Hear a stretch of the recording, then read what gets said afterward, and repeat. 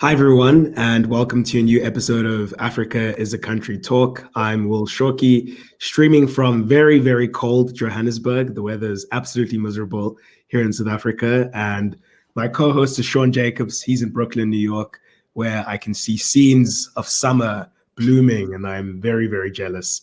AIAC Talk is a weekly talk and interview show. We broadcast every Tuesday at 7 p.m. East African time, 5 p.m. if you're in Dakar, or 6 p.m. if you are like me in Johannesburg. And our show is produced as always by Antoinette Engel, who's in Cape Town, South Africa. So this is episode 41. I'm amazed that we're still here. On today's show, we want to investigate the politics of Senegal's post-colonial history, especially to grapple with it in the context of the ongoing civil unrest and dissatisfaction with the incumbent president Macky Sall. And today we also want to talk about the present crisis and its long history. So kind of try to not just focus on the present, but see some history there. To suggest perhaps that there's always been a tension between popular uprising and creeping authoritarianism in Senegal, and sometimes from places you wouldn't have thought about if you followed this program. So whether it was Leopold Senghor, Abdoulaye Wade, or Macky Sall. Our guests today are Florian Bobin and Marame Gueye. Florian is a student in African history and the host of the Elimu Podcast. His research focuses on post-colonial liberation struggles and state violence from the 1960s and the 1970s in Senegal. And Marame Gueye is an associate professor of African and African diaspora literature at East Carolina University, and her work explores gender, verbal art, and migration. And she's also an activist of women's rights in Senegal and its diaspora. And last week, we tackled Africa's long and evolving relationship with Asia. Our guests were Chris Lee, who's a professor of history, Bina Ben Abdallah, who's a political scientist, and Abdul Rahim Lema, who is an IR and politics scholar. And that episode is now available on our YouTube channel. You can subscribe to our Patreon for all the episodes from our archive, and also you can support our work there more generally. But before we get to our guest today, I think Will has some stuff he wants to celebrate. Well, it's always hard to come by good news these days. It's just bad news abounds literally everywhere. So whenever there's any sort of small piece of good news or something to celebrate, we have to seize it. And in Latin America, they're always the ones who are producing all of the good news. And obviously today, if people have been paying attention to news reports, we're getting the latest from Peru, which is that in the presidential runoff between Pedro Castillo, who is this very kind of ordinary looking high school teacher that is running for president. He's got very socialist beliefs. He wants to transform Peru's economy, which has been governed by an elite, which has implemented neoliberal austerity like they have in other parts of the world, is running against this woman, Keiko Fujimori, who is the daughter of Alberto Fujimori, who was literally a fascist authoritarian for 10 years and is now in prison for a whole bunch of charges, including corruption and war crimes. She's also had a number of stints in jail for corruption. So Peruvians were making a choice between this man who's promising change, who's sort of framed the polarity in Peruvian society as being between the rich and the poor and the master and the slave, to use his own words, and running against this woman who's, quite literally, a fascist. And at this stage, it's looking like he might win. Of course, one cannot rule out the possibility that if he does win, then Keiko Fujimori and her crew are going to try and do something like stage a coup. A lot of the Peruvian elite is very worried about a possible Castillo victory. There were reports last week that a lot of business people and the extremely wealthy are redirecting a lot of their capital offshore. So there's been massive capital flight at the prospects of his victory. But I think if he does win, it'll be another country in Latin America that is showing how the possibility of a transformative politics is still possible in the world today. And, not so far away in Chile, just as a quick mention, we've mentioned how Chile has been undergoing this process to try and rewrite their constitution. After the brutal dictatorship of Augusto Pinochet, Chile kept the same constitution that Pinochet put into place. So after massive protests in September 2019, the Pinera government conceded a plebiscite to vote on whether or not the constitution should be changed. A majority of Chileans, over 90%, voted in favor. And in May, elections for the Constituent Assembly, the actual group that's going to rewrite the constitution, took place. And it was a big showing for the left. The center-right and center-left candidates performed really poorly. And the people that have done the best have been the social movements, the grassroots organizations, the communists. So it's looking like whatever constitution is produced from this process is going to be a very thoroughgoing rewriting of Chilean society. So we look forward to that. And, you know, the rest of us need to figure out what we're doing wrong and try and get our act together. And of course, as we talk about these movements for democratization, whether it's electing these candidates that want to unseat the power of the ruling class, and these movements for democratization in Chile, it's as best a context or thing to discuss just before we talk about Senegal and how Senegalese people are trying to democratize their country, which has been facing similar problems. So yeah, let's get going on our episode today. And before we do, I think Sean is on. Oh, I'm on mute. Sorry. No, I was just gonna say, this is my problem. I always start badly with the mute. I was just gonna say, I think it's always fascinating that Africans never look to, or don't often like make those connections, like look to South America, because I think often that's where some of the most interesting politics, which often gets dismissed as populism, because and if you go on Twitter, you have the usual North American debates where they try to make these movements in their own image. So if it doesn't look like the DSA, if it doesn't look like some North American political organization, therefore we cannot support it. So almost by default, they end up kind of endorsing the status quo because they're afraid of what could happen. But as I said, I'm always fascinated. One thing to say about that very quickly, and it's interesting exactly as you say that, you know, Africans don't look to Southern America as a point of inspiration. Obviously, that's exaggerating. Some people do, but generally, we often look to the West as our Archimedean point. But, you know, what Latin America demonstrates, and we've made this point before, is that how do you bring together a left-wing coalition of not only trade unions and the labor movement, but also social movements rooted in fighting for land rights against mining companies, all of these different struggles that people in the developing world face? How do you bring together peasants? Identity politics. Identity politics. Yeah. These some of the movements I think that are sort of coalescing around Castillo include like indigenous rights. So just people hope about culture, like being culturally trampled on in Peru. That the Fujimori government or the various right-wing governments have no time for people's traditions. So how do you figure out how to build those coalitions? Because the left can often be very dismissive of people's traditions and who people are or how people identify. But in any case, we have a good case to talk about today, which is that kind of complicated case. I think I remember one time we had a piece by I'm going to butcher his name, Suleiman Daine, Bashir Dian, who's at Columbia. And we had a piece, an interview with him that we published, and it was something about does Islam make sense with Marxism? And he kind of looked at the case of Senegal. So it just so happens that we're talking Senegal today. So we don't want to hold people. We want to get to the program. But before I do that, just a quick shout out again. Remember to follow us on YouTube, Facebook, and Instagram. Go to our website, subscribe to our Patreon for all the previous episodes of this series from the archive. And also there you can support our work in general. So to today's program then, as we said, we have two guests.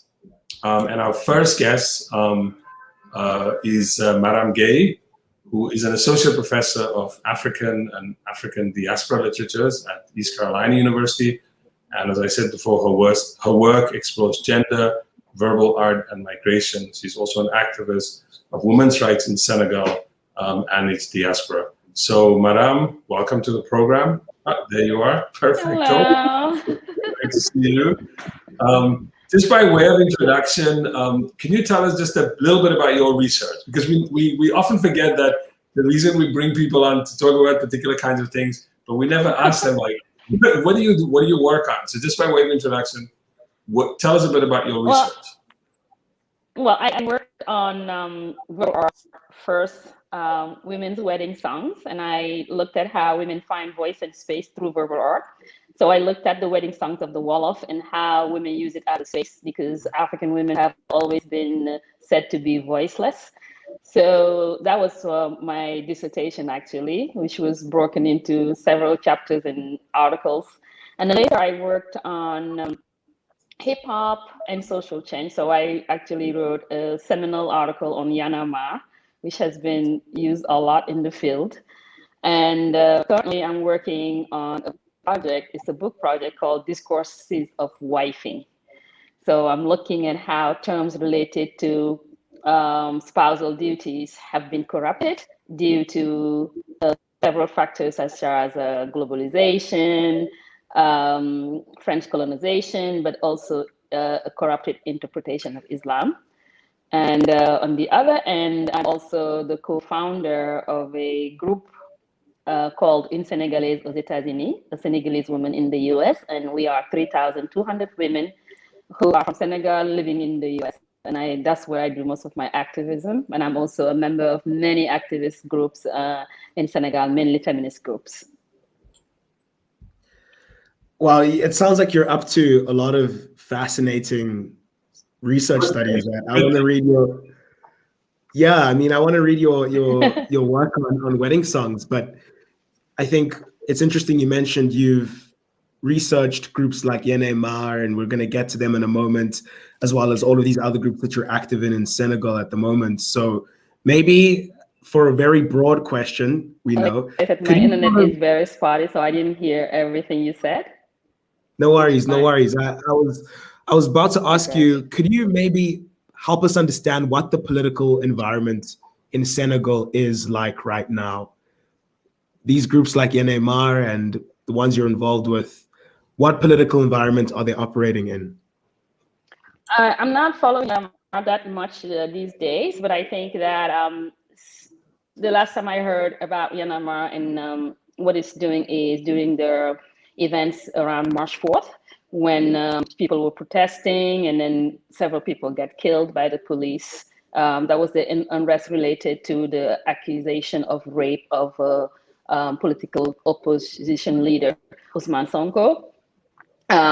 But from the perspective of the feminist group where I am active, it seems like women, and I think so many of you have seen it in my Washington Post piece, women's bodies are being used as a political battleground where women are really caught in the middle of a fight between men. Because I think that currently in Senegal, I'm going to be bold and say that women's issues are not taken seriously. So everything is politicized, and that's literally what we talk about among the feminist groups that I am involved in, how to make women's rights visible in Senegal and taken seriously by the government, and women not being used as tokens to serve political ambitions. Mm-hmm. So one of the figure that a lot of the attention regarding the protests of March, or if you want the dissatisfaction in Senegal, is with Macky Sall, who is the current, I would say since independence, he's the fourth president of Senegal. Mm-hmm. He got elected, it sounds like very recently, he got re-elected in 2019, and the next presidential elections are only scheduled for 2024. But he seems to be very popular. 2019 he got elected, but the next election, right, only in 2024, I'm saying. So, but it seems he's very unpopular. Like it's almost like people can't wait for him to go. Why do you? How would you just kind of assess his time in power? I think that Macky Sall, from the perspective of the youth, Macky Sall is a disappointment in the sense that we have to go back to 2012 when he was running against Abdoulaye Wade. And Y'en a marre was really central to Macky Sall being elected because they are the ones who rally people through their art and through their activism to get him elected, literally. Because if we remember properly, Abdoulaye Wade was trying to run for a third term. And the young people behind Y'en a marre rose up and then said, no, enough is enough. And, you know, they have so many songs. There's even a song that's called Enough is Enough. And literally, they are the ones who helped, let's say that in quotation, Macky Sall get in power. And Macky Sall had so many promises to the youth, but then once Macky Sall arrived in power, nothing changed. Actually, things seem to have gotten worse for the young people. Unemployment is really rampant. Education has gone down, literally. Healthcare system, so many problems in Senegal, so that everybody, there's like a disillusionment in among the youth especially, and it seems like everybody wants him to go. And then we have the rise of Ousmane Sonko in the past few years, who run in 2019, and for the first time as a new party that actually was able to have so much support and then even have some representation in parliament. So young people saw in him so much hope. And he rose, I would say, in the heels of what we call the Obama syndrome. And lots of people have so much hope for, you know, what he represents so far. So it's interesting because you've just described for us how, you know, Y'en a marre was instrumental in getting Macky Sall elected. And now a lot of Senegalese politics and economic program hasn't really changed much. So this time around, when we think of the protests that happened in March, where has Y'en a marre been? What is the perspective of young people? Are they part of the mobilization to put pressure on him, or have they been absent? Basically, can I just on Macky Sall? Yeah, I just wanted to add to that. So is it that in this case, so before with Y'en a marre and when Macky came to power the first time, they were kind of at the center of it. This protest that happened in March, and I'm asking this, and since then it sounds like, is Y'en a marre still kind of the major social movement driving them, or do we have now a case in which people are attaching their hopes now to Ousmane Sonko? So yes, Y'en a marre was in the protest. They were protesting, but this was driven by what we call the Sonkoist, or the patriots. They call themselves the patriots behind Ousmane Sonko. So they were the ones that were actually driving this protest because their leader was arrested on his way to answer to a summons. But Y'en a marre also was in the street because they were thinking that this was Macky Sall's way to orchestrate something against Ousmane Sonko, and they wanted to protect the democracy. So there are so many things, so many layers here at play. And then you have the general frustration against Macky Sall's regime. And then you also have to put it in context of the COVID-19 restrictions and then the impact it has on the economy of the country and even people's mobility, so to say. So if you look at anywhere in the world, protests could be like a way for people to come out of their houses where they have been for so long. And then you have a country that is struggling economically, then of course, people are frustrated, and then this looks like so much that was in the Pandora's box that literally just spilled out.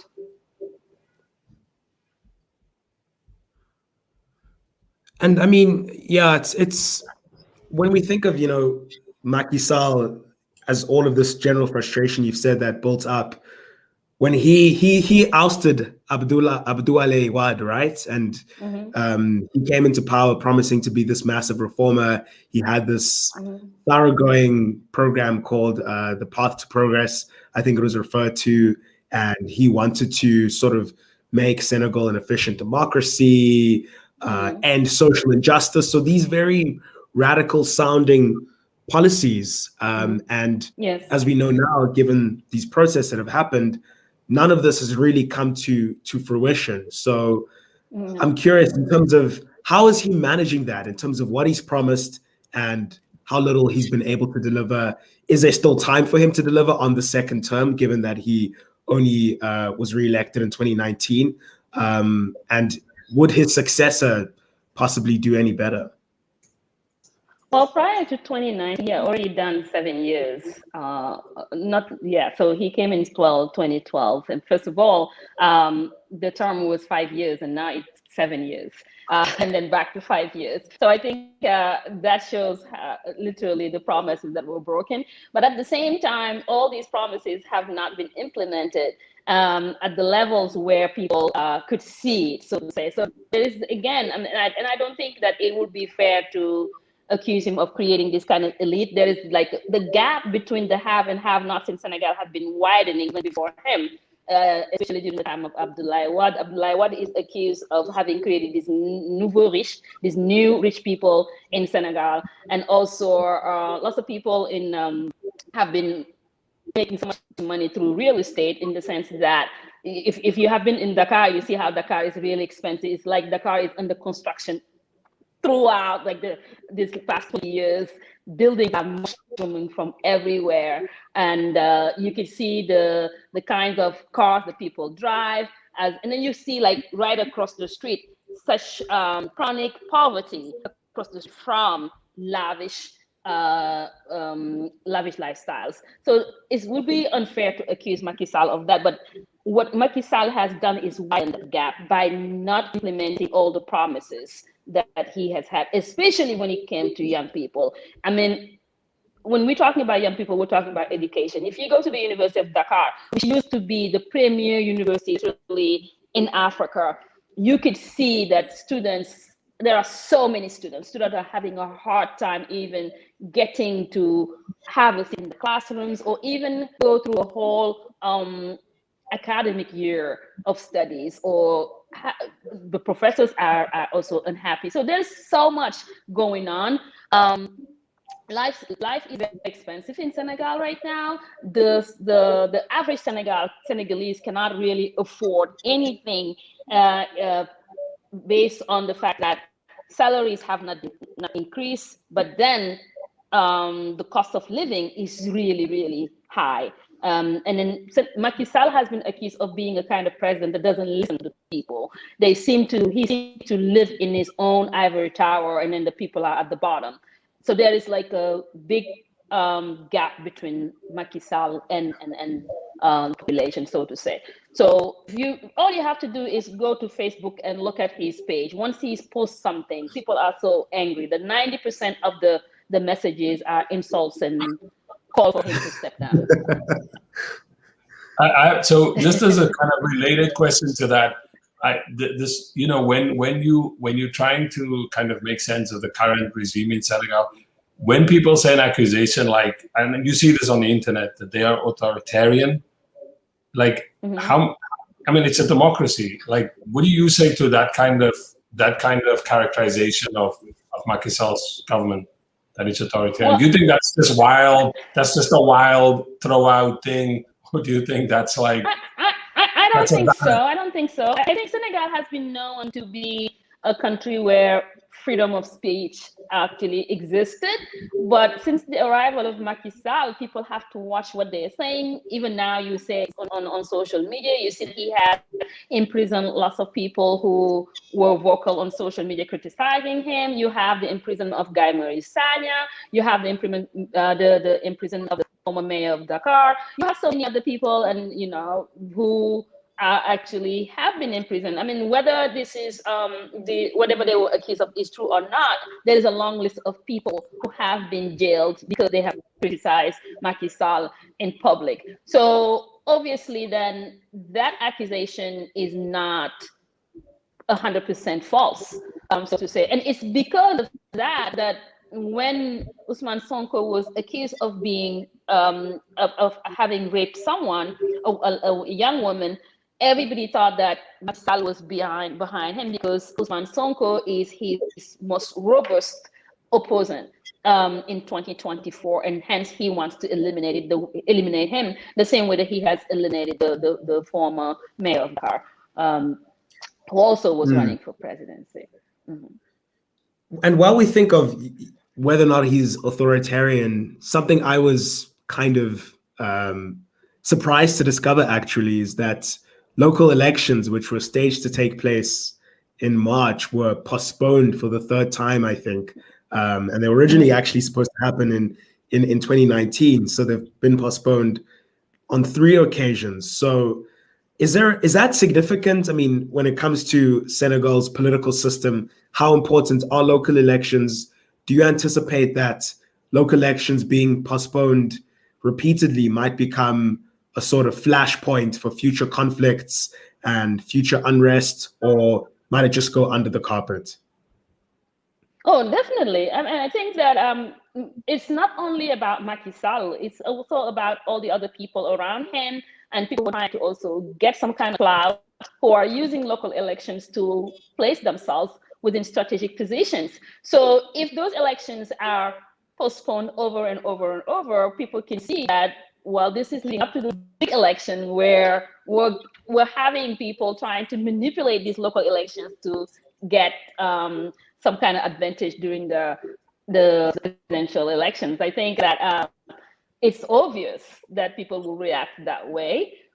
Whether it is being postponed because of COVID or not, it doesn't sound really good, because Senegal is still functioning as if COVID doesn't exist. So many other things are happening. So why are we postponing the election and not other things? So just to before we have 2 other questions. The one question I'm actually curious about is, in order to govern, I understand in Senegal, and you can correct me, that to some level you do need the support of certain kind of traditional forms of authority or religious authority. And I did notice when I went back, just kind of looking at the protests in March, at one point, Senghor was talking about Macky Sall wanting to have a 3rd term.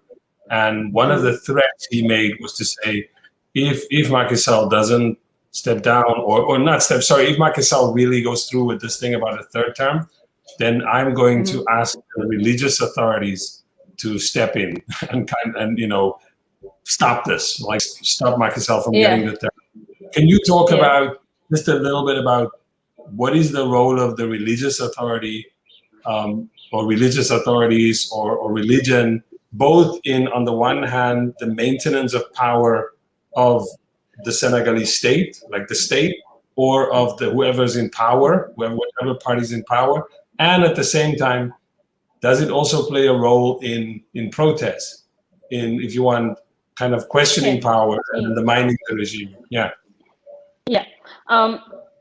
All of you know that Senegal is 93% Muslim. We also have a Christian minority who usually doesn't get involved in politics. But when it comes to the Muslim religious leaders, they do get involved, and especially since in the past, and Senghor had understood that for a long time, when even though he was Christian, he had a really good relationship with the Muslim religious leaders, and many of them actually had pledged allegiance to him in the past during elections. And during Abdou Diouf's time or during Abdoulaye Wade's time, any president who came had to literally placate religious leaders, so to say, so that they can be behind them. And in the past, we've had religious leaders who actually call their followers and say, I want to vote for so-and-so. Like, if you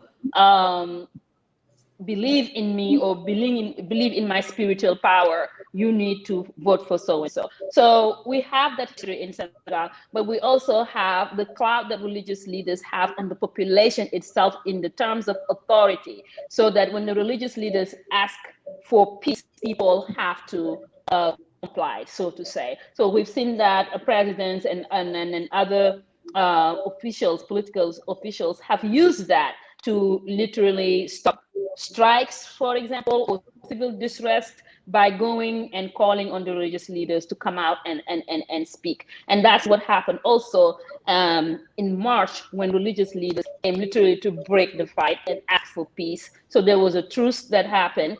based on some kind of lobbying by religious leaders who called on Macky Sall to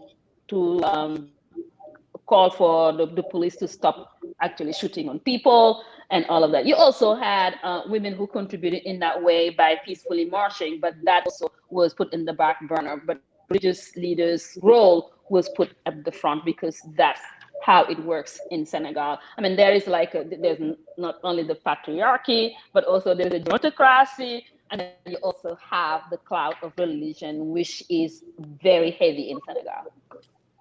And on that, this idea that religious authority was forefronted and the efforts of ordinary women weren't. Mm-hmm. Mm-hmm. We're going to talk to Florian right now, and we hope that you stick around for some of that. But when thinking of Senegalese politics, would you say that it's always had this kind of authoritarian undercurrent? So earlier, you spoke of Macky Sall as being this guy who's out of touch. He sits on his ivory tower. And is it the case that it's the political elites, the religious leaders who sit on their ivory towers and are completely out of touch with what the people want and need, and who think that government should happen by their dictation rather than the people expressing their will? Yeah.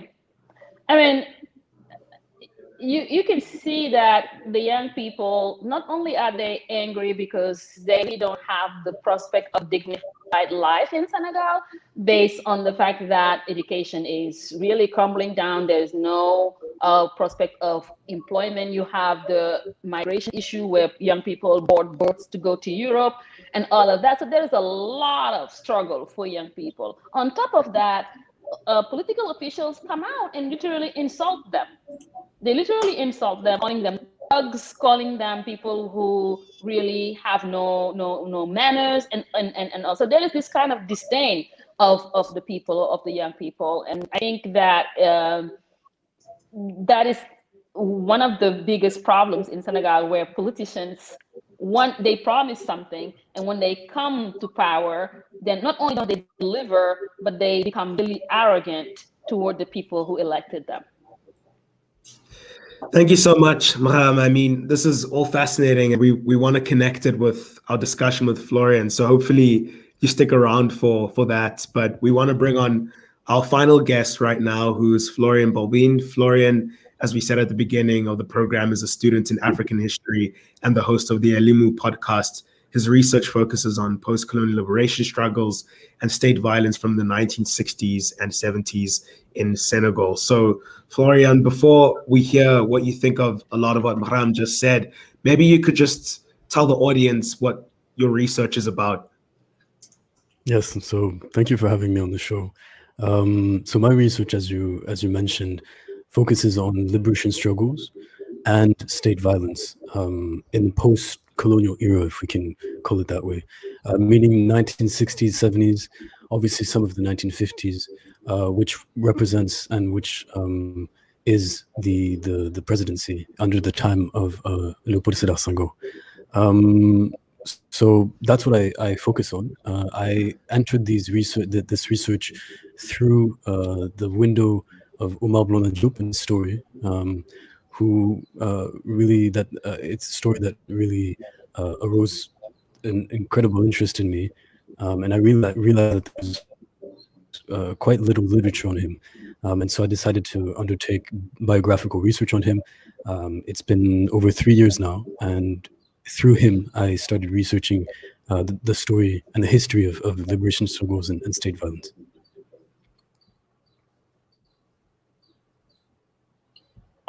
Sorry I'm still looking at the Blondin image. You've listened to Marame. How do you read, we want to go back to Senghor in a minute, but how do you read the current political crises, if you want, or current political developments in Senegal? I mean, what is your sort of, and again, we don't have lots of time, but if you had like 4 or 5 minutes and you could break it down. Well, right. Well, I wrote a piece in Africa is a Country a few days after the start of the protests called Beware of Martyrs. And I was struck by the intensity of violence in the way that the regime responded to the protests. And to a certain extent, obviously the context has changed, but also to some of the the claims and the prospects, the hopes of a youth that feels totally disenfranchised. And there have been two, and this is how Senegal usually is portrayed in the international narrative around Africa being a country, and in this case, Senegal being one of its exceptions linked to democracy. There were two peaceful transfers of power in 2000 between Abdou Diouf, the successor, the heir of Léopold Sédar Senghor, and in 2012 between Abdoulaye Wade and Macky Sall. And so this is usually put forward as, because there was a peaceful transition, it means that there was also a change in power. But in effect, although different power, Senghor put himself forward as a socialist. Abdou Diouf was the continuation of Senghor's rule through multi-party system. Abdoulaye Wade was a liberal, and Macky Sall, who partook in Maoist movements in the 1980s, is a successor to Abdoulaye Wade, because he was his former prime minister. He was president of the National Assembly and minister of Abdoulaye Wade. And so there's this clear continuation between Senghor and Macky Sall through different contexts. 1980s and the structural adjustment programs went through there. The 2000s as well, and it's this whole narrative around Africa rising in 2010s. But in effect, in the methods, there's a direct continuation from Senghor's rule.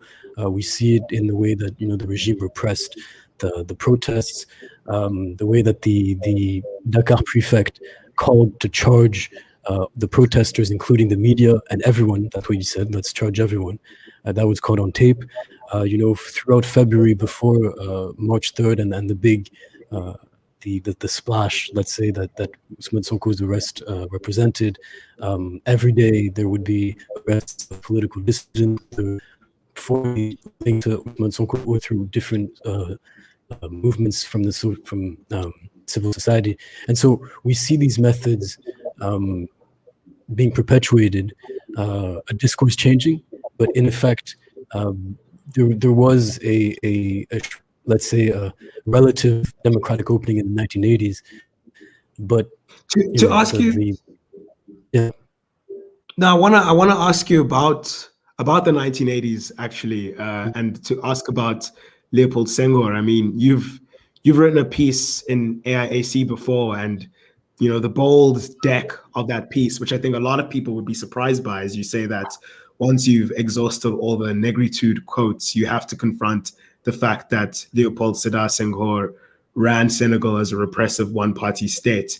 And I think we've kind of mythologized Senghor, and a lot of people aren't really attuned to this aspect of his role and leadership. So how would you break that down?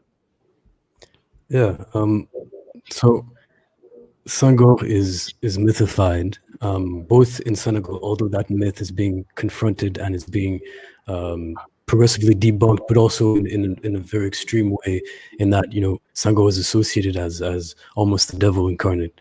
But that is also linked to the fact, as I said, that there is this myth that was created around Senghor, because he had moderate positions internationally, because he was a poet. And he was recognized as spearheading the negritude movement in the 1930s, and championing Black liberation within a French context, calling for equality, which doesn't mean decolonization on the continent, and because he was portrayed as more sensible in the context of other one-party states. But in effect, when you look at his political action beyond his poetry, you see that the Progressive Senegalese Union, l'UPS, l'Union Progressiste Sénégalaise, was a one-party state.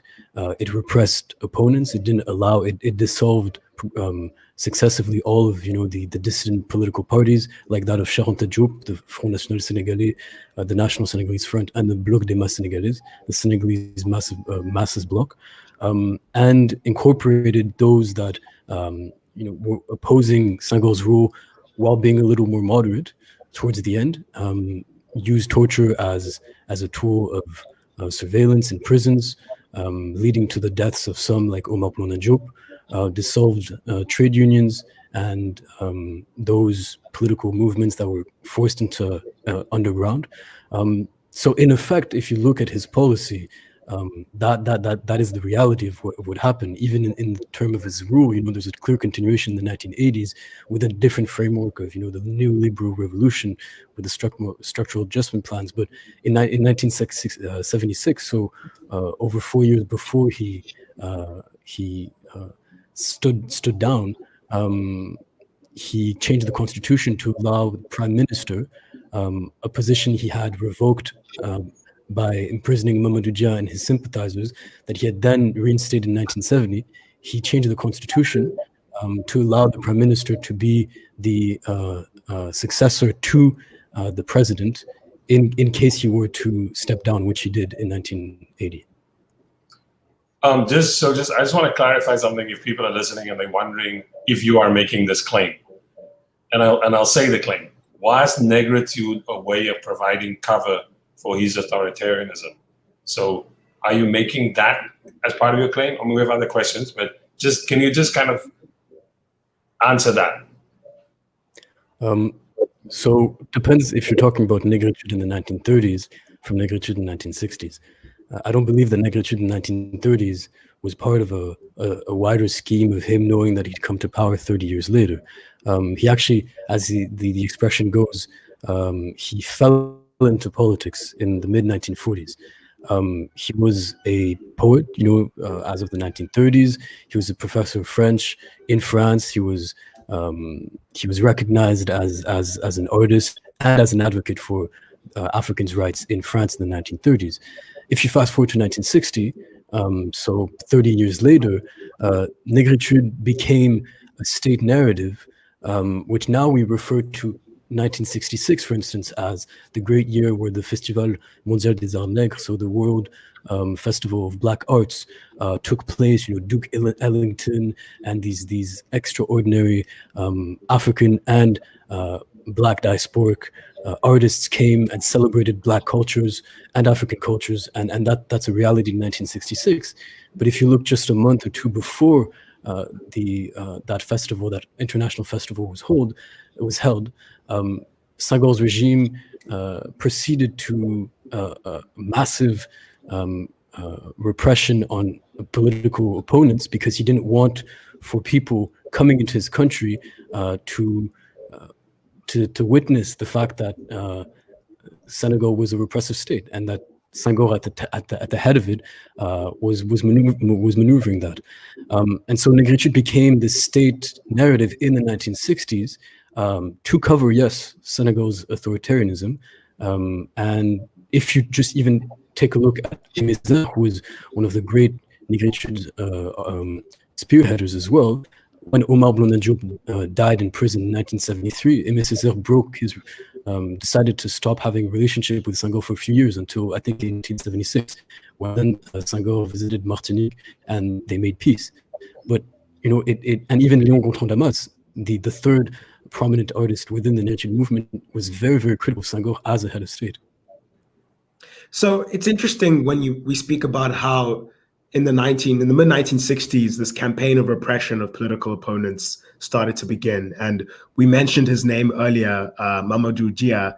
He was one of those political opponents. And the split Senghor had with Dia, do you think that what was really sort of noteworthy about that is that it reflected the two different competing visions the two had for the country? So Dia, on the one hand, he wanted to sort of have a more socialist-minded modern state without the Muslim marabouts as middlemen between the government and peasants, whereas Senghor wanted to maintain and enhance the connection with the marabouts as intermediaries and to strengthen French interests in Senegal. So could you talk to us about that split that he had with Dia and how it sort of encapsulated different potential post-colonial visions for Senegal? And can I just add to that?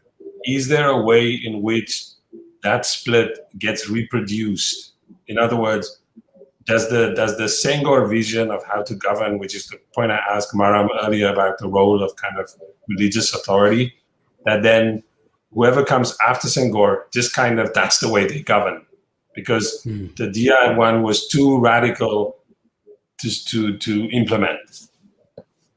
Right.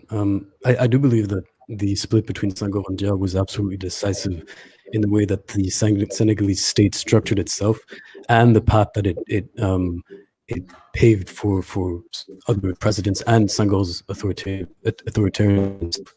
So I've got a little noise around. I'm just going to close the window. But yes, to go back to, we do that on this program where people have to close windows and so on. We allow. Yeah, well, Marame was talking earlier about how Dakar is under construction. There's excessive construction all the time, so that was part of it. But yes, to go back, I think to understand 1962, we've got to go back at least to 1958, if not before. But let's go back to 1958 just to understand better. Senghor really pulled Mamadou Dia into politics in 1948 when they created their political party. Mamadou Dia was really hesitant to joining politics, but Senghor convinced him to do that. If you fast forward 10 years, in 1958, there's this famous referendum to choose to decide on the fate of African colonies within the French Empire, calling for a community between France on the one hand and its African colonies, which actually paved the way for the French Fifth Republic in a context of the Algerian War for Independence.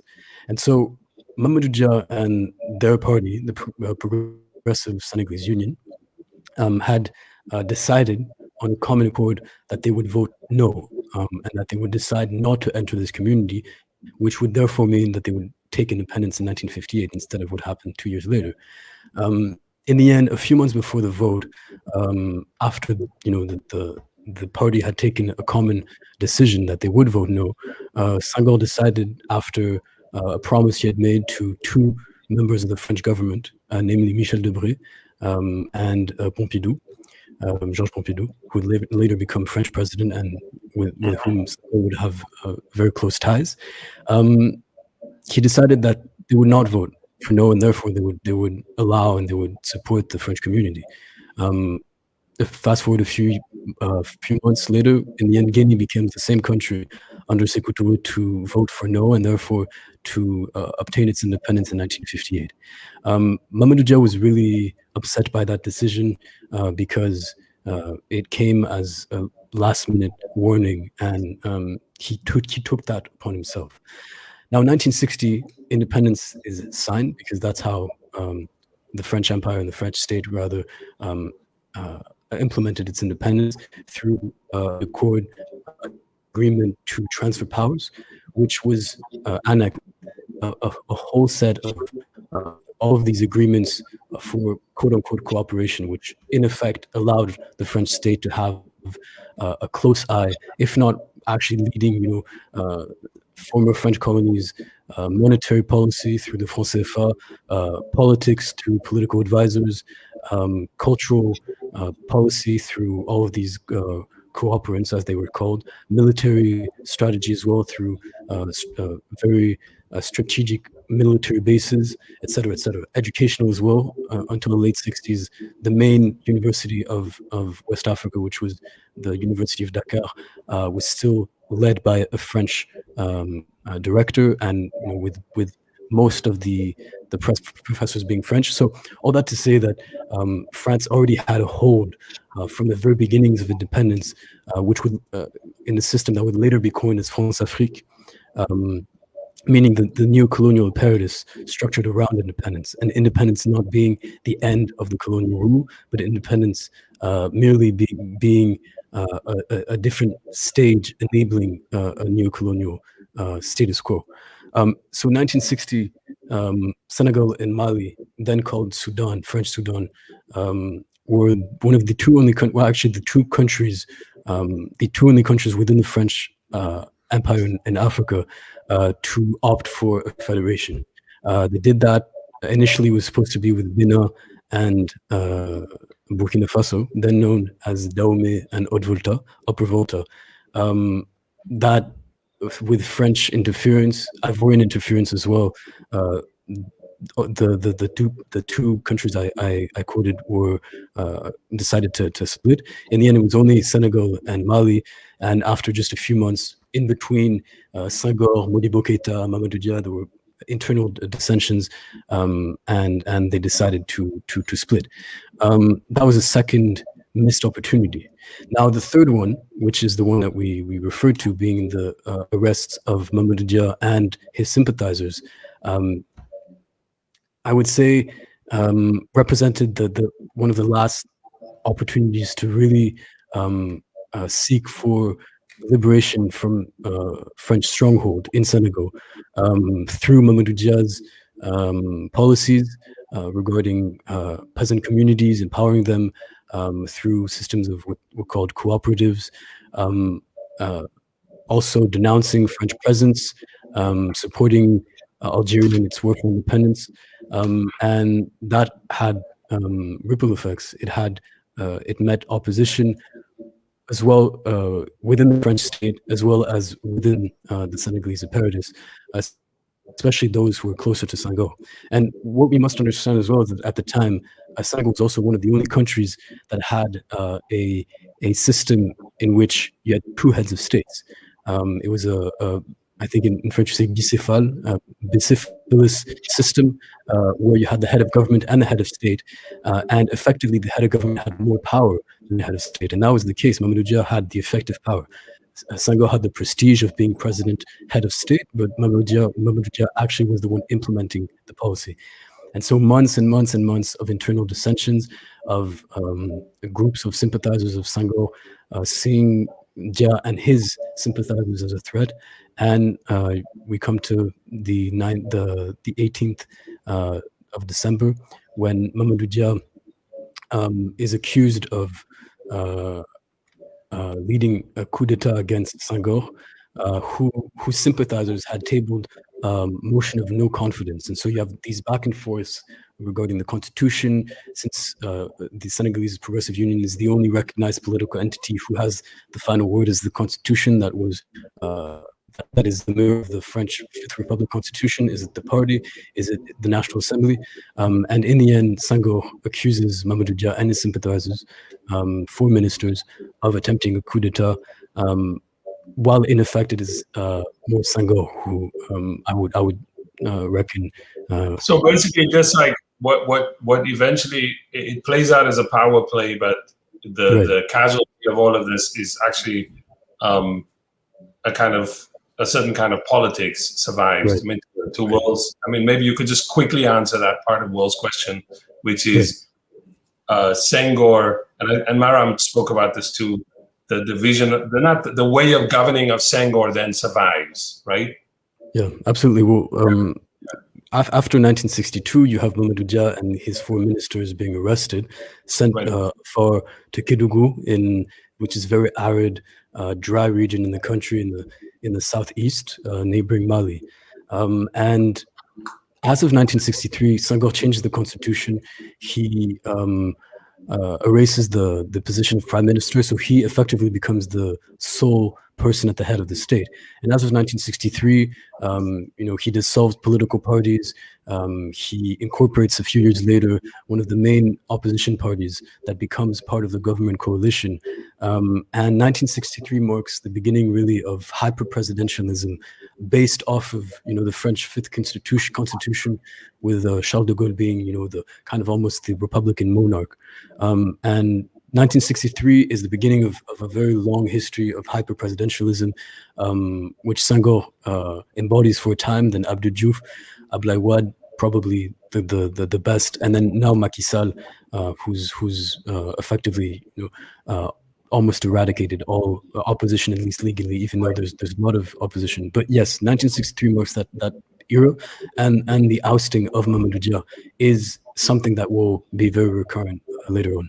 So before we bring back Marame to, I have one other quick question. Maybe we could quickly do it. So I am curious as to, because this relates to, because we want to talk a little bit about the kind of vibrant tradition of protest that sort of runs concurrently to this way of governing. And the one moment which I know you've written about also, and you've mentioned it before, is the murder of Omar Blondin Diop. I'm probably messing up his name again. But as I understand it, his murder happens on the back of also a bunch of protests that starts, I think, in 68. Like, it's kind of the African version, if you want, of 68. Senegal, I think, Morocco, a couple other places. And his death is like the end of that vision, of that kind of an alternative vision for Senegal. Can you just say quickly, why was Omar Blondin so dangerous, like politically in Senegal? Because as we know, he never started a movement. He died very young. He's kind of a version of sort of a Senegalese Biko, but there was no movement. Yeah. So can you just kind of like, what was it that was so dangerous about it that Senghor was like, we got to get rid of this guy? Or let me not personalize it to Senghor, but like if you want the Senghor state. Right. So as you said, Omar Blondin Diop is part of this 1968 generation that had liberation prospects throughout the world, supporting the anti-war movement in the States against the American war in Vietnam, supporting Palestinian rights, supporting also authoritarian rules throughout Europe and Eastern Europe. And so it was this whole generation that had anti-imperialism, anti-racism, anti-authoritarianism as well as at the heart of the protest.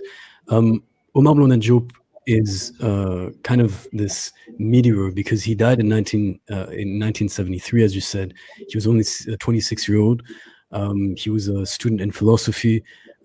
He partook in a few movements linked to the European and then the Senegalese left, inspired by Maoism, Situationism. He also was interested in Trotskyism, anarchism, and so he really frequented all of these black circles without really positioning himself truly as within one ideology or another. And so in 1973, he died after being in prison in 1972 because in 1971, so 2 years before his death, two of his brothers and comrades in Dakar were in prison for attempting an attack on Georges Pompidou, who was then president of France, while visiting in Dakar. And Senghor really saw that as an attack almost on him, because attacking Georges Pompidou, who not only was the French president and therefore a close ally, but also a former classmate. They had been classmates in the late 1920s in Paris. That was a personal attack on him. And so Omar Blondin Diop decided to do this whole odyssey, to Syria and then to Algeria to train for military training. He was arrested in Bamako in 1972, extradited to 1971 rather, extradited to Senegal and then imprisoned. And so fast forward to 1973, the repression in prisons, torture was a reality.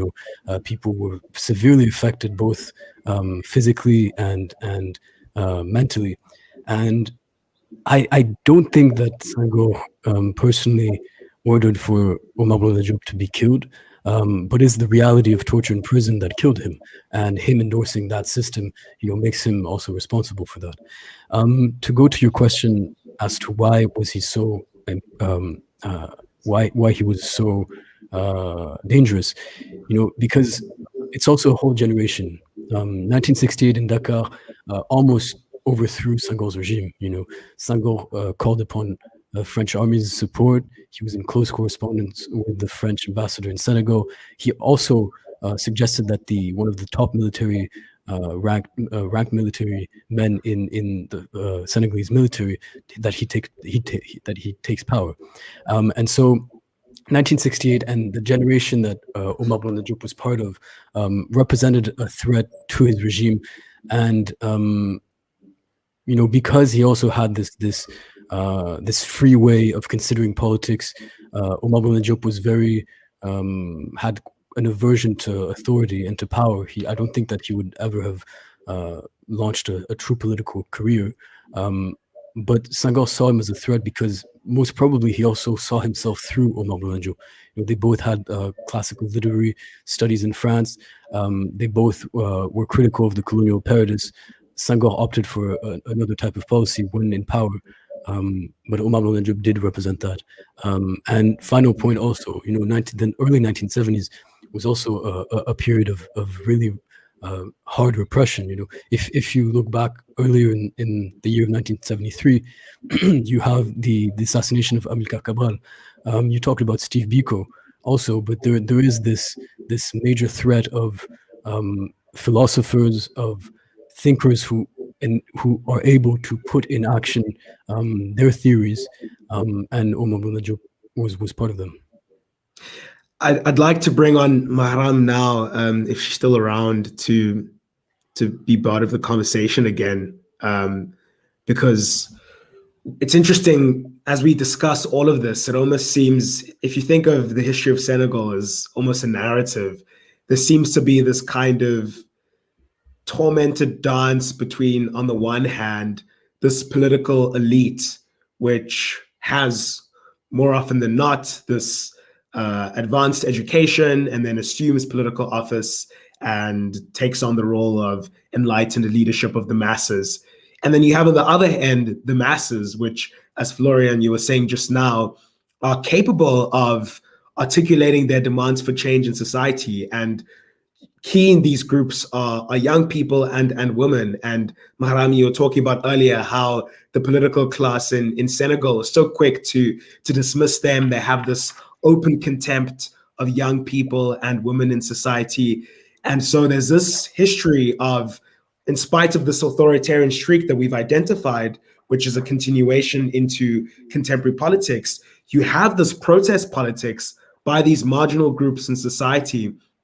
But we don't really hear much of that. And so I'm interested to hear from you, Marame, how you think of this thread of protest politics in Senegal that's being led by young people and women, and how that gets sidelined in our understanding of Senegalese political society. I think Senegal has a tendency to always laud itself as a place where there is freedom, as a place where there is teranga, there is hospitality, and all of those good things, but it doesn't apply to certain groups, especially women. It still remains a very patriarchal country. It still remains a country where women are put on the sidelines. It still remains a place where they voted a parity law in 2010, but it has yet to be applied the way that it should have been applied.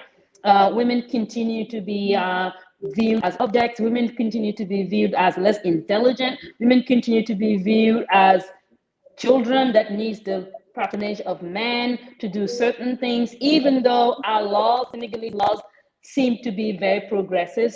When you look at it on the paper, Senegal has ratified every kind of convention from the United Nations to everywhere when it comes to women's rights, when it comes to implementing it and then putting structures and infrastructure that actually apply that and makes it efficient for women, it's not doing that. As a matter of fact, there is feminicide happening in Senegal throughout. Women are dying every single day. They're finding a woman who has been kidnapped or abducted and then killed. Recently, there was even a Congolese woman who was killed in the streets of Dakar, and there was like a peaceful protest. So if we look at how Senegal is lauded as a democracy, and then you look at the marginal spaces that women occupy and the young people occupy, there is a big clash in those two worlds. So literally, Senegal is a country of men, Muslim men of a certain age, so to say. The teranga that we are talking about doesn't apply to women, doesn't apply to young people. It's not extended to women. Women extend teranga to everybody else, but they are not the recipient of that teranga.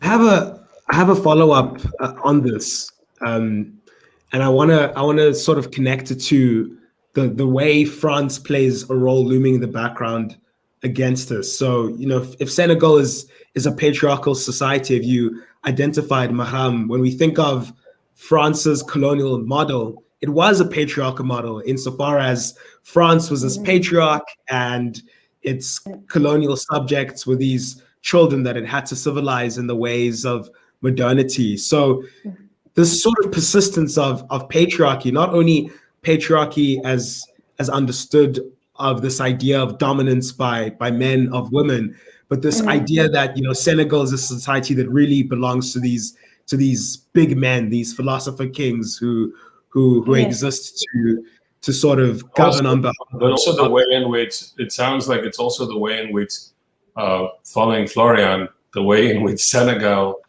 basically copies kind of the way that France governs itself. Like, oh, we're gonna have a certain form of presidency.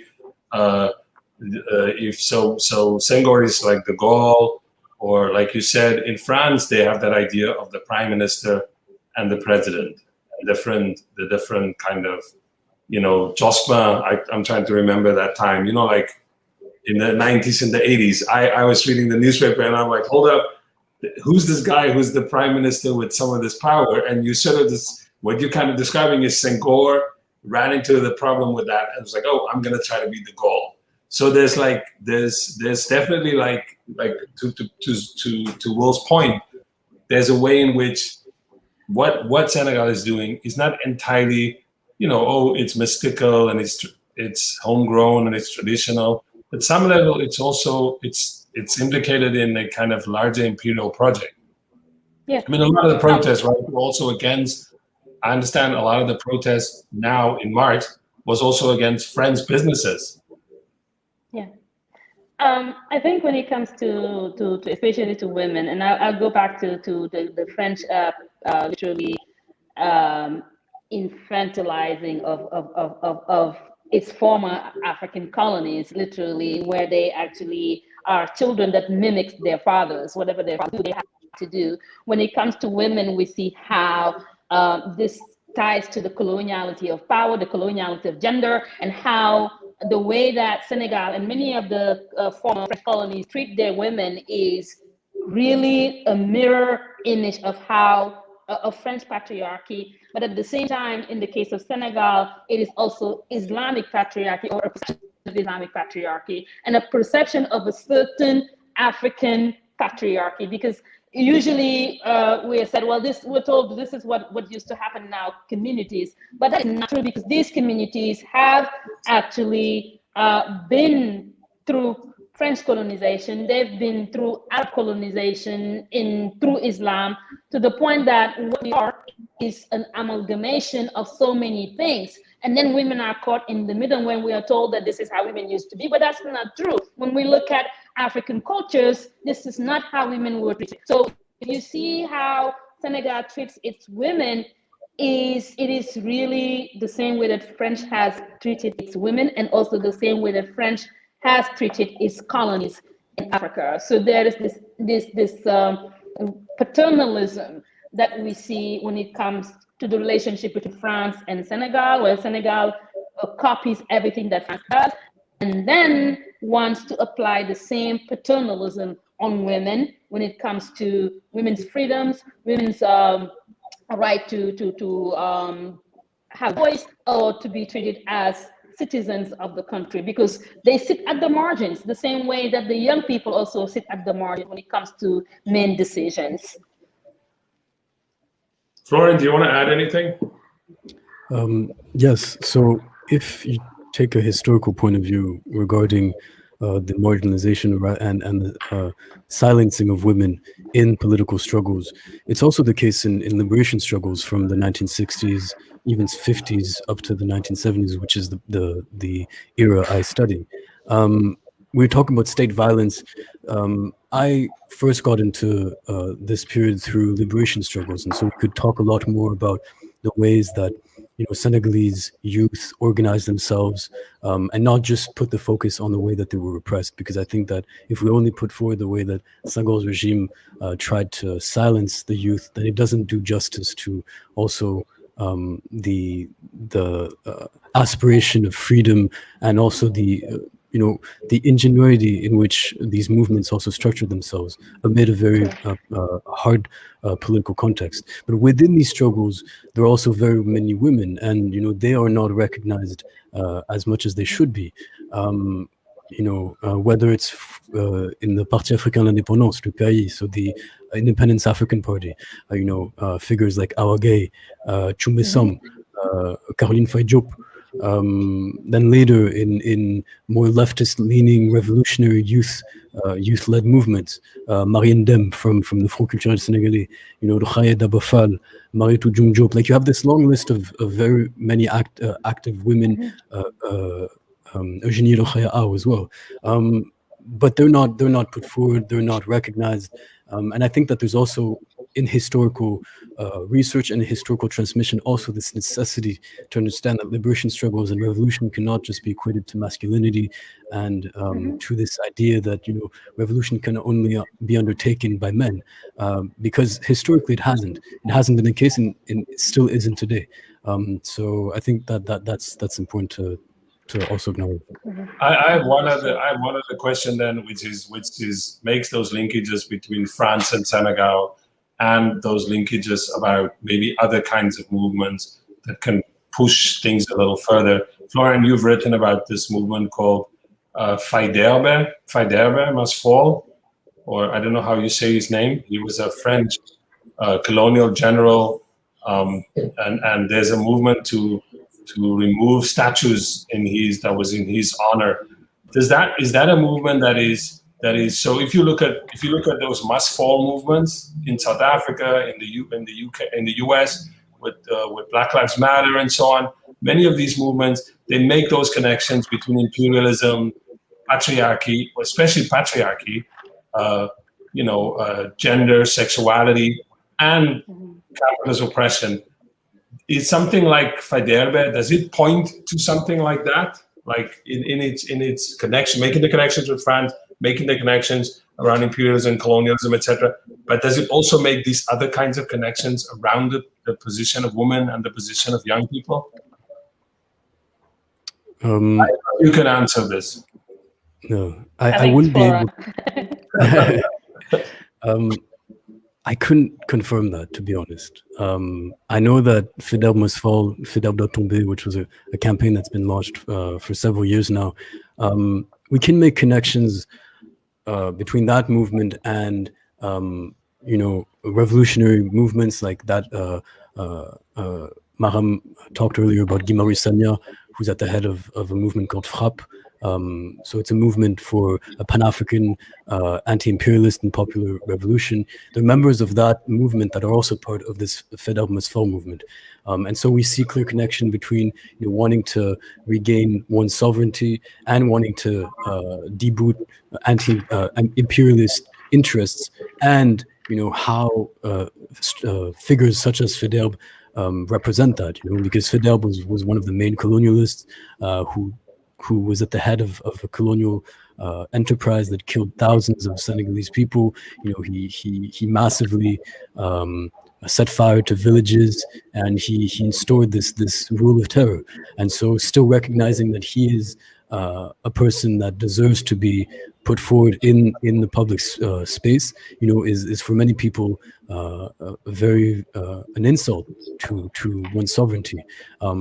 And beyond Faidherbe must fall, there's also a campaign which members of the FRAP movement had partaken in, which was to protest against a central place on Gorée Island, which was a central component of the European slave trade that honored Europe through the name of the Europe Place Square, which was later renamed. So, there's this whole movement to regain sovereignty against imperialist interests that aim at getting rid of these symbols of imperialism.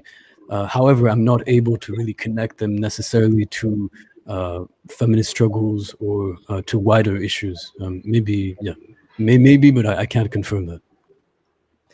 So I mean, I know we want to conclude, but you mentioned this organization FRAP, and I'd like to hear from both of you. When we think of Senegal and the fact that the political crisis is going to keep continuing, and we've problematized Ousmane Sonko and the Sonkoists, and we've spoken about Yene Ma, we've spoken about M23. In the future, if you were holding a crystal ball, that movement which tries to connect all of these issues and mounts a serious challenge to the political class in Senegal, where do you think it's going to come from? God, that's a difficult question. I'm going to speak from a feminist perspective. I think that until Senegal recognizes the role that women can play in not only political leadership, but in terms of designing the trajectory of the country, being involved at all levels, I think we're going to have, these things are going to continue. I'm saying this because I don't know how many of you are following the Senegalese media sphere, especially on social media. You see that women are doing so many great things, but not being recognized. And there is no backing away or going back to women sitting on the sidelines. They're going to take what is theirs, whether people like it or not. So you see that if you follow, for example, feminist activists on social media, you see that they are being attacked left and right and being denied the right to speak, not only by just regular people on social media, but also even when they start to occupy the national media, there is a harsh backlash. So until women are given the spaces to say what they have to say, but also given responsibilities and given the opportunities to apply for certain jobs, to be in political leadership, I think we're still going to see these kind of issues, because you cannot run a country by stifling the voices of 51% of the population, which is the number for Senegal in terms of women. And Florian? Yeah, well, to extend that, obviously, putting as a central core component of decision-taking and everyday life is respecting women's rights. As an extension to that, I think that it's important also for movements, whether they be in the political arena or not, and FRAP among others are doing this, to massify and to speak more to people who don't necessarily speak French, who are not necessarily interested because they've been disenfranchised for so long, namely the youth, and I think that there's a lot to to continue to do on that level. Also, one core component is showing the example at the top, and right now, whether be it corruption, whether be it political decisions that are not taken in the interest of the Senegalese people. When example is not given at the top, many people are like, well, what to do now? If what is seen at the top is politicians going from one party to another, is presidents being accompanied with 40 cars in their motorcades for a simple visit within a province, when it's these financial scandals such as that of Petrotim a few years ago, where you have the president's brother who's involved in this multi-billion case linking a company dealing with oil and BP, British Petroleum. When examples not given at the top, obviously, and people are disenfranchised, there's a disinterest in politics, and also when the majority is kept into precarity and into poverty, into mass poverty, unemployment, lack of prospects after you leave university and school, it's very difficult to see a way out of there. And finally, there's also a necessity, I think, and this many people talk about, to rethink structures. This goes beyond Senegal, but as of the 1960s, when the political borders were stayed intact, those that were drawn, if we want to say it broadly, at the Berlin Conference of 1884-1885, when these French interests and foreign interests, and it's not just France, but obviously France has this massive stronghold over all sectors of the economy, and more broadly on politics, on culture. It's a whole framework that's I think to be rethought rather, and starting with the way that the state works, how the position of president gives almost immunity and allows for people to to continue the actions being unpunished. 13 people were killed in the protests in March, and there's no one has been heard. No one has been has gotten any sentence for that. And so there's a broader reflection around the Fidel Masfo campaign, around all these symbols and the praxis of imperialist structures that continue to play in the way that the Senegalese state works, and therefore in the way that the nation also exists. I think it's interesting. Oh, sorry. Go ahead, Will. No, go ahead, because I was gonna connect it to closing out the show, but no. I would close out. I just thought, I think, to go back to something you said at the beginning of the show when you celebrated the events in Peru and especially in Chile. I think what's fascinating about Chile is a very socially conservative society. It was governed by, for a long period, right, by an authoritarian form of regime.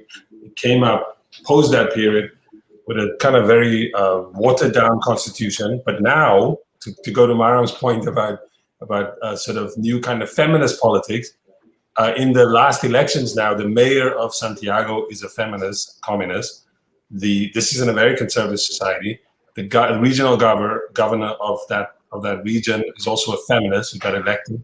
And for the new constitution that they're drafting, there is parity in the representation of women equal to that of men on that drafting body. So, again, to Will's point earlier at the beginning of the show, and this would be a nice way to end it before Will speaks, is I think it really shows us again, maybe we should be looking over there. We should be looking, as Florian's point, look away from France if we want to rethink these models, not just in Senegal, but I think we should be looking way more and more to South America for these kind of bold experiments and not be afraid that they're going to fail, because I think this is the problem. Look at South America and what they're up against. And if they don't live up to it in a perfect way to what people are doing and watching it from the north, then we think it's failed. But that doesn't say we can't try. And I feel like South America shows us that you can invent new kind of politics, especially radical feminist politics in this case. I think Cape Verde is also trying to do that in West Africa. We look at Cape Verde. Yeah, we didn't even get Diaspora. I think we look at Rwanda too. I mean, we have lots of models, I think. Yeah, we haven't even gotten into diasporas. The role of the diaspora. I think in Senegal the diaspora can vote, right, and have representation. Yes. I'd be curious as to what kind of role they play in imagining a new kind of political system that is not this one that keeps perpetuating certain kinds of power. I would be curious, especially since you're in. I think Ousmane Sonko has a big following in the diaspora. I think lots of diaspora people are backing Ousmane Sonko, so it would be interesting to see the diaspora does play a big clout in Senegal, especially economically. So I wonder now how that's going to translate to political power. It will be interesting to see. Yeah. Absolutely. And I mean, it's interesting. We think of Chile constitution writing from where I am, South Africa, which had a very similar kind of thorough, comprehensive constitution writing process in the 90s, but still beset by many of the problems that Senegal is also beset by. All of these other issues of needing to massify, needing to be rooted in popular struggle still sort of permeate. But I think there's so much to say, and we'll do our best to try and sort of exhibit a lot of the resources that you're referring to, so people can keep informed about what's happening in Senegal. But until then, absolutely agree with Florian that we need to rethink colonially imposed boundaries. It's time for Africa to finally be a country. But until then, stay watching because that happens. I want credit for that. I want credit for that. When finally, that was my. You definitely will. That was my gift to the world. You definitely should get credit for that. You should get credit for that. When that happens, Sean will take credit. But until then, finally, I will get some credit for something. It will be like a moment. Oh my God, I've never had credit for something, and this will be my moment. Hopefully, in our lifetimes. That will be my negritude. That will be my negritude. But thank you so much for watching from me, William Shoki, to my co-host, Sean Jacobs, who will hopefully one day have his moment, to our wonderful guests, Marame Gueye and Florian Bobin, and as always, our excellent producer, Antoinette Engel. A reminder, if you enjoy our work, if you enjoy what we're doing, please hit the like and subscribe button. Follow us on Twitter, follow us on Facebook, as well as Instagram, and we'll keep bringing you more excellent minds from the continent so that we can hear more about why Africa should be a country. But until then, goodbye.